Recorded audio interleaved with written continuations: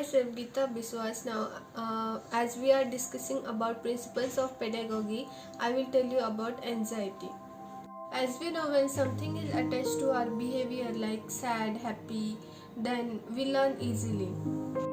So, when we are afraid of something, then we try to freeze ourselves or run or even fight back. This happens because the threat to our physical well being. It causes change in our brain and organ functions. This is also due to evolution. As we know, in ancient time there were many dangerous animals on earth as compared to today's animals. For example, like if a human is attacked by a dinosaur, then that person first, due to fear, he will freeze on his place, through which if the dinosaur does not recognize him, then he will be safe. But if he recognize, then the person should run to save his life. Or if that person is strong enough, then he will fight back. So we can say that due to fear we run, freeze, or even fight back. The another example we can say that when a person is playing video games and if he is stressed, then his brain does not work, so he does not remember anything what is happening in his surrounding. But if the same person is watching the game, then he thinks about different things like car, driver, route, etc. So his brain works. Thus, we can say that while giving exam, most of the students panic, which is not good. So, we should stay calm and give the exam. To do this, first we have to breathe in slowly, count from 1 to 5, and then breathe out.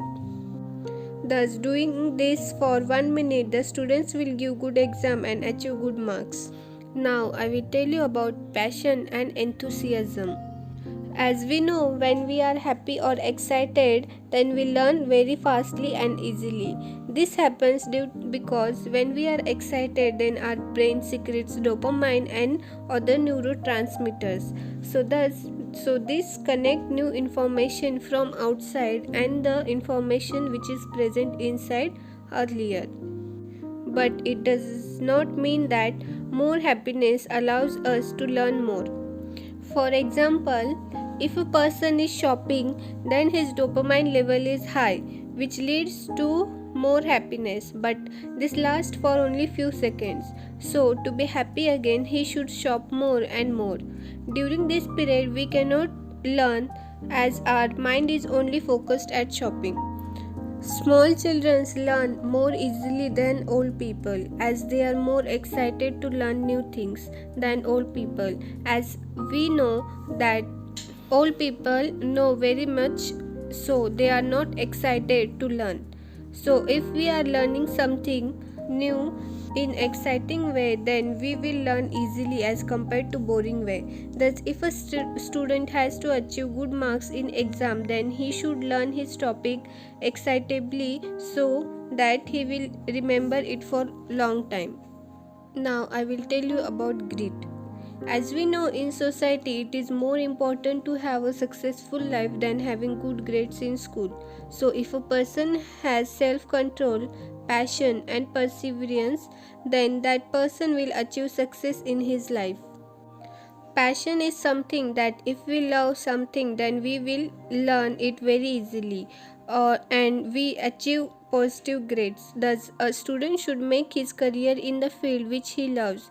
This will lead to achieve him a great success in his life. So now self control is something that we wait for some time, even if there is something in front of us, by thinking that we have something good in our future. So for example, while giving interview for a job, a person, if he clears his interview in small companies, then he will try to apply in big companies, so then he will achieve good success as he had self control on him by not doing job in small companies. So perseverance is something that we fight our obstacles and be confident and achieve our goal in our life. Thus, to achieve something like good marks in exam, we should practice again and again, which leads to remember the topic for long time. So, by practicing again and again, it becomes our habit to learn. So, a student should do a lot of practice so that he will achieve good marks in his exam. The another example is that we can see in this photo that a girl is climbing a mountain. So she has to see her safety first and also the other obstacles which come in her path. So by clearing all the obstacles, she can achieve her goal to climb the mountain. Myself Ashish, and now I will explain you about early childhood education. The education which we get in the childhood has a lasting impact on the development of their brain. As we study good in the childhood, our language, our motor skills, vision, and memories grow very well, and which is very helpful when we grow up. So, we know that from 1 to 5, these 5 years are very important in the childhood, and the education which we get in the childhood plays a major role because it has a very good impact on the brain, and what we are taught in childhood is remembered till the end. So, to get good and best education in childhood, the child should get good parents as well as good teacher which teach them very good. Through years, if your brain is not developed or some part of your brains are developed most because you focused on some parts very well as some subjects we can say, so it will develop very well. So in childhood if you focus just on one subject, when you grow up only one of your subject will be grow stronger. So when you are small, it is very necessary to focus on each and every subject which will make you stronger. The education in the childhood is most important because you live with your parents and your parents are your first teacher. So what your parents teach you is what you learn. So if your parents teach you some bad things, you will learn bad things, and if your parents teach you good things, you learn good things. It is seen that in average families where the parents are not well educated, the students there or the kids there, they are exposed about to only 600 words per hour. But if you see where in rich families or well educated families, the kid it is exposed to 2000 words per hour. You might be thinking that it is not a much number, but as you grow up this difference grows bigger, and when you go to colleges or universities, this words exposure very important for you because you don't remember the words or you don't know the special vocabularies which you need at that time. Many of the scientists have researched that if a child gets good education in the first 5 years, he will grow very well, and in the future he will be very good gentleman. And if he gets bad education or not good influenced teachers, then he will grow not that well as compared to the students who get good education in their childhood. So it is very important to get very good education when you are child, and basically from 1 to 5 years it is the most important age. Our next topic is finding new ways to learn science. Science is a very vast and very important subject in our life. Many of the students think that science is very hard. Why is this? This is because of the teacher which they get. As you know, science is a subject. If you do more practically, you will get more knowledge about it. So in schools, in good schools we say, why do we have practical labs? We have good teachers. This is because science is not a simple subject. It is difficult, but if you learn it practically, it is not that difficult. Means if a topic is going on about experiments, and if the teacher shows you how the experiment goes on, what is the reaction, what are the reactants, what are the products, then you will know the process of that experiment very well. But if we take another teacher and he just explains you that this is the product, this is the reactant, and this will be the reaction, you will not get anything. There are many ways of learning science, and in today's world we have got this many technologies that make science learning very easy. For example, we take mobiles or tablets or laptops. In this we have some specific softwares which help us learning it very easily. If we want to make a circuit, we can draw a circuit in the computer and see how it works. If it does not work, the light will not blink. If it works, the light will blink. So we get to know that how it works and how it does not works. And while doing this experiment, we get to know some new ideas about this. We can take one more example of doing painting.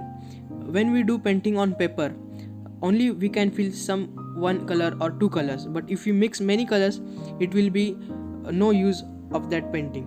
But now new technologies have come, so we can do painting on our mobiles or our tablets. We can mix any color, we can do anything, and we can delete it. So this makes easy that if it looks good or not, so we can decide it.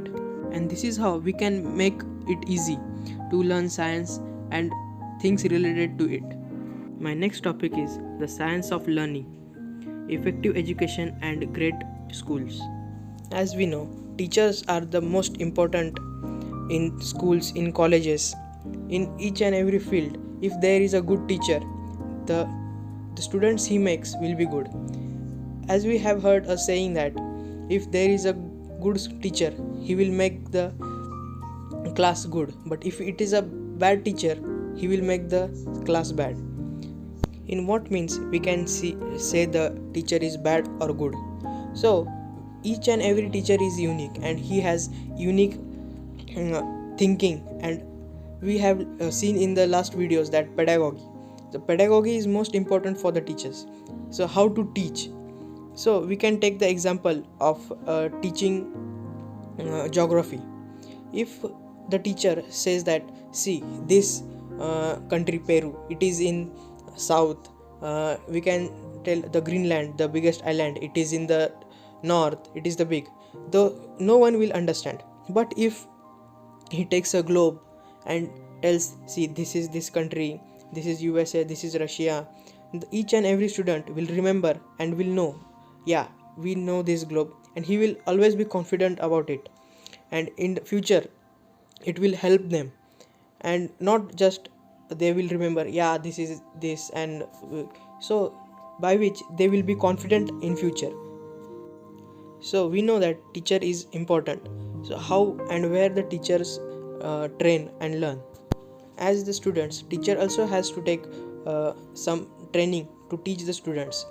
So how a student becomes teacher?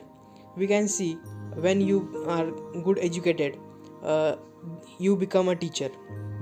Why? Because you can, if you are expressing your feelings, or you can express what you want to say to the student, he will understand it very properly. But if you can't explain it properly, he will not understand anything. It never matters that how big the school is or how big the class is.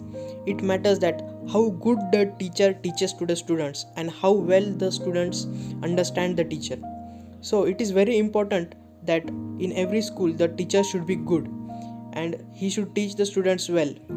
And each and every school should keep in mind that only passing out students is not good, but passing out the students with knowledge, giving knowledge to them and making their future bright is good.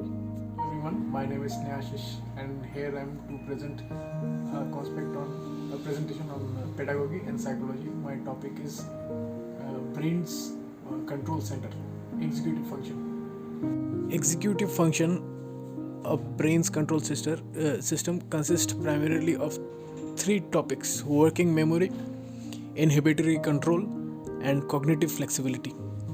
These three topics are interlinked. It is also called as air traffic control for planes, or it may also be called as traffic control on road.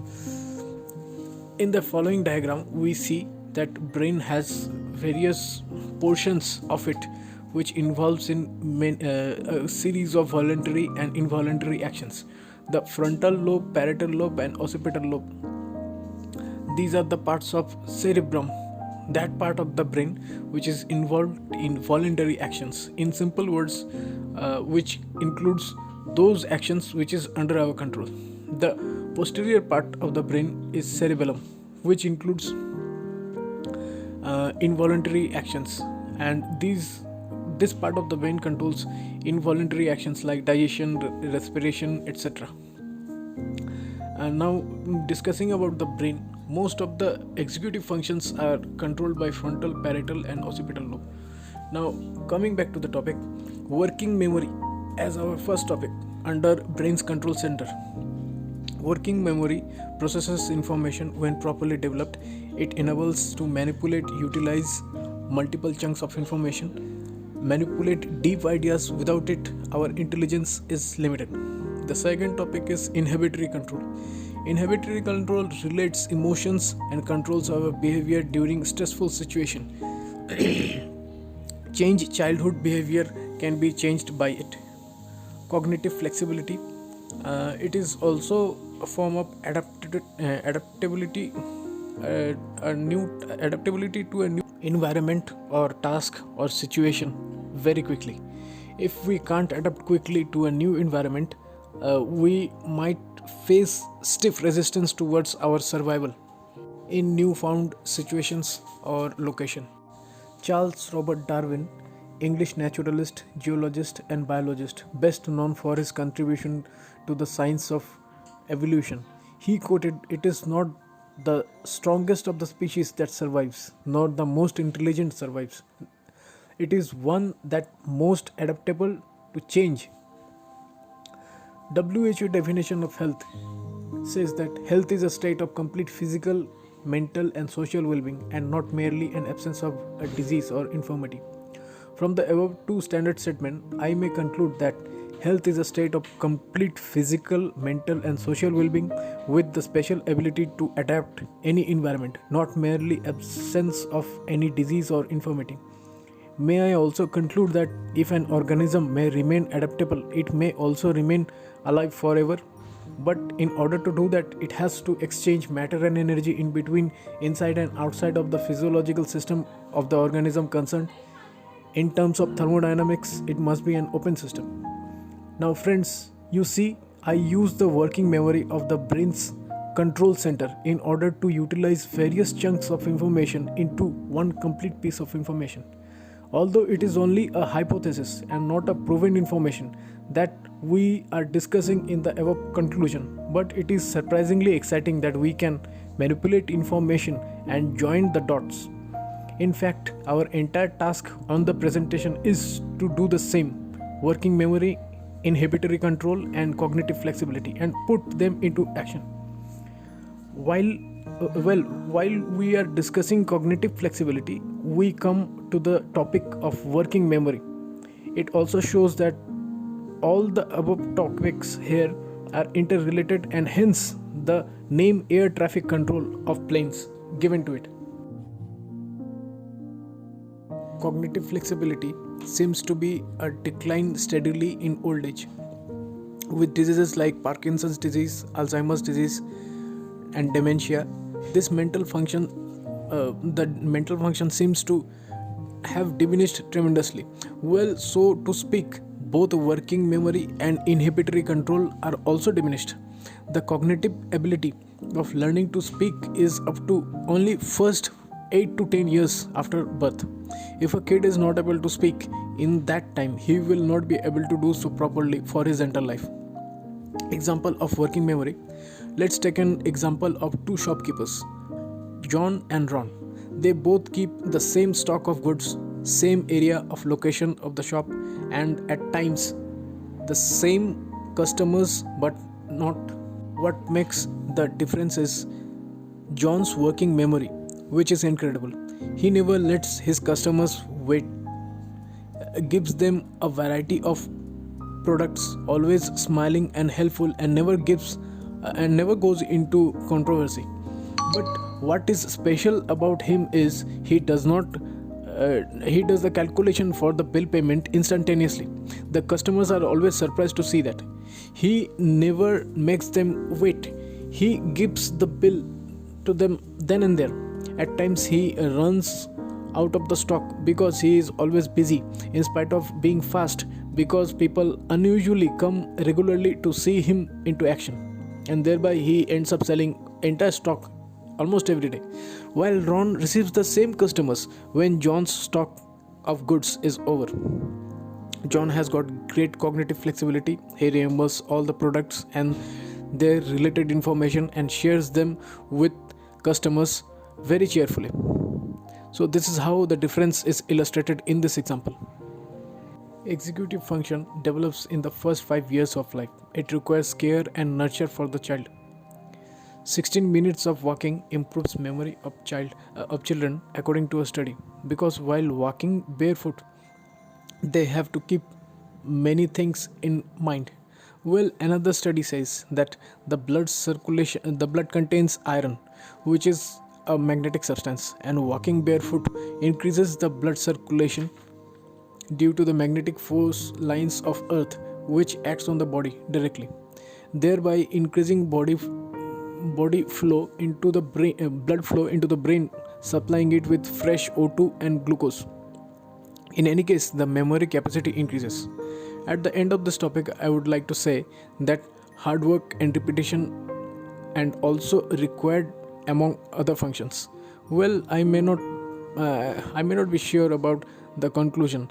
Please feel free to give constructive comments at the end of this topic in the link given below. Some people never learn to give up. At times it leads to war or battle. Even the world's greatest wars were due to egoistic people. The people who take pride in themselves, they think, feel, behave in a way to pretend that they know everything and can do everything. But in reality, it is not so. They don't know when to give up. Their inhibitory control of the brain is out of order. Firstly, a parent should be alerted by such a behavior. Then a psychological counselor is suggested, because from history we have known when wrong people get power, what happens is ultimately leads to war. Now moving on to my next topic is, you think you are smart. There are 9 types of intelligence. Well, according to Howard Gardner, he wrote a book in 1983, The Theory of 9 Types of Intelligence, in which he gave 9 examples or 9 classification of intelligent people, which are as follows: visual or spatial picture smart people. And for this kind of people, the professions suggested are architects or civil engineers. They have got good pictographic memory or ability to manipulate pictures according to their necessity situations. Second is naturalistic intelligence, which is nature smart. For examples are agricultural engineers or bioengineers. Third is logical or mathematical or number smart people. They are usually mathematicians or mathematical analysts, who are also found having jobs in big multinational companies, share markets, or big mathematical institutions, etc.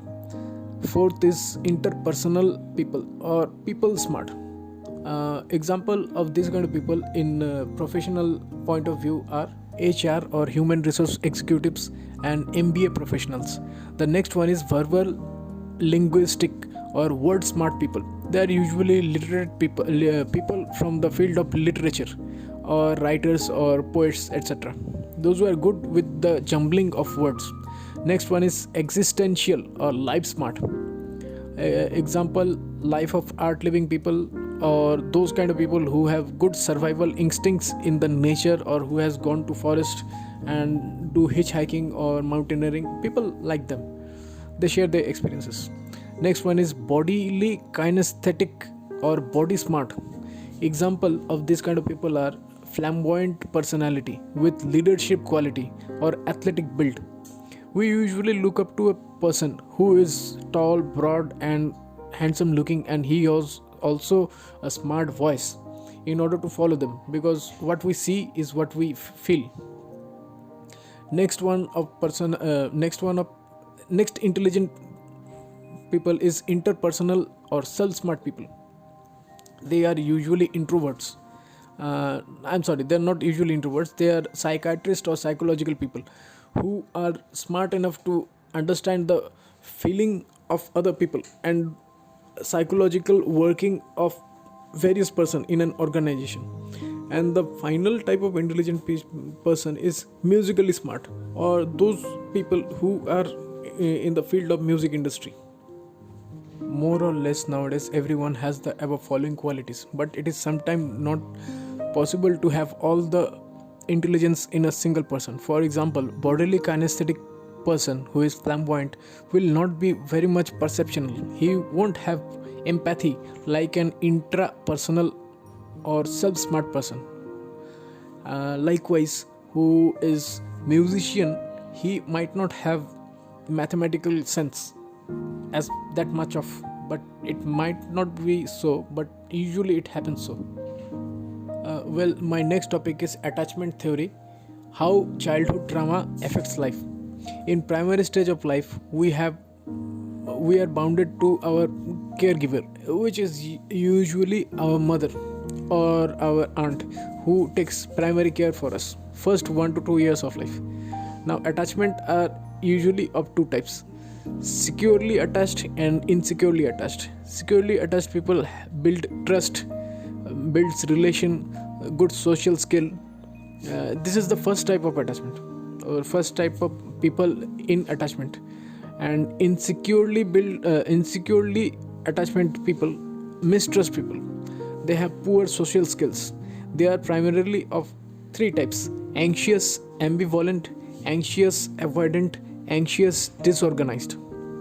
Now, if there is a stress present in their life, for example, a parent is dead or a childhood accident, then the first type will stay organized if it has crossed 6 years of age, because up to 6 years of age most of the mental functions have developed.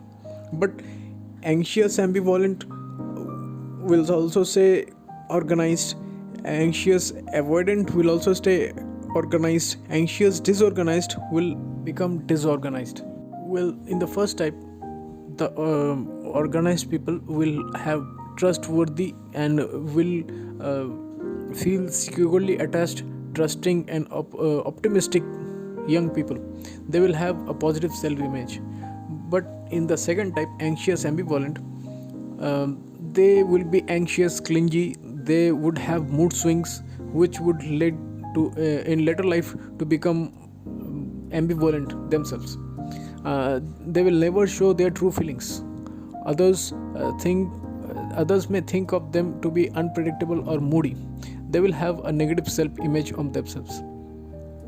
In the third type, anxious avoidant, if they show emotions, and if they are punished, or if their emotional expression is suppressed, then they might stop showing their emotions because of fear, and they would develop a self-image of negativity. Although they will have off and on expression of moods or their expression of emotion, but if not positively given a feedback, they might not even show their or express their real feeling. The fourth type is anxious disorganized. Initially they might become disorganized due to this, which would lead to insecurity from very childhood, which would gradually lead to disorganized idea about love and safety, which would lead gradually to avoid social interaction because they might not feel safe what they say and what people will hear about it. They might feel unworthy of love, and they would have a negative self-image. At early years of life, severe change in life due to stress leads to hyperstimulation of adrenal glands, which leads to hyperstimulation of heart. If that happens to go to a condition called toxic stress, it is toxic because it impairs the development of child's brain and immune system. Well, simple solution to this kind of people is to not have many kids or don't have kids at all, because life is filled with improbabilities. Nobody knows when his life is going to go away, or he might face an accident. Well, to that thought, it is not always possible to feel that a person goes bachelor, but for the point of speaking, it is also possible just to have 1 or 2 kids, because if a person in his absence, the kids will not suffer the hardships of life at a very early age, because it leads to a damaged childhood and it leads to imbalanced people in the society. Please feel free to suggest any suggestion. Well, my next topic is the learning organization. Learning organization is personal mastery and it is also advantageous. It consists of various topics like learning, line and open culture, feedback loops, personal mastery, intelligent fast failure, best practices, and a common vision. Now, coming onto the first topic, an open culture. In an working organization, people should share information, admit mistakes, and give up or take policy constructive criticism.